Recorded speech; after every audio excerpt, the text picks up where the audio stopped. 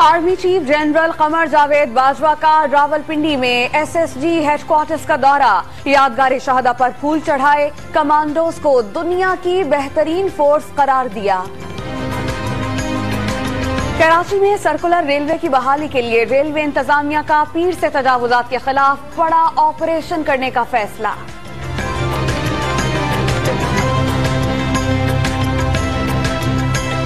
लापता शख्स की अदम बाजियाबी पर सेक्रेटरी दाखिला, दिफा, आईजी और दीगर अफसरान की आधी तनख्वाह काटने का हुक्म। 20 लाख रुपए जुर्माना भी आयद। सुप्रीम कोर्ट का तहरीरी फैसला।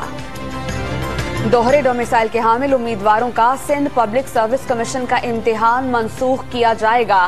सिंध हाई कोर्ट में दरख्वास्त पर सूबाई हुकूमत और कमीशन का नोटिस जारी। लाहौर की गलियां भी गैर महफूज हो गईं। कोट लखपत में मोटरसाइकिल सवार डाकू शहरी को लूटकर फरार। सीसीटीवी फुटेज सामने आ गई। साथिया गैस फील्ड में फनी खराबी के बाद सिंध भर को सीएनजी की सप्लाई बंद। पंप्स की बंदिश से शहरियों को मुश्किलात का सामना। रेंजर्स की कराची के मुख्तलिफ इलाकों में कार्रवाइयां। 13 मुल्जिमान गिरफ्तार। असलहा और मसरूका सामान मुनशियात भी बरामद।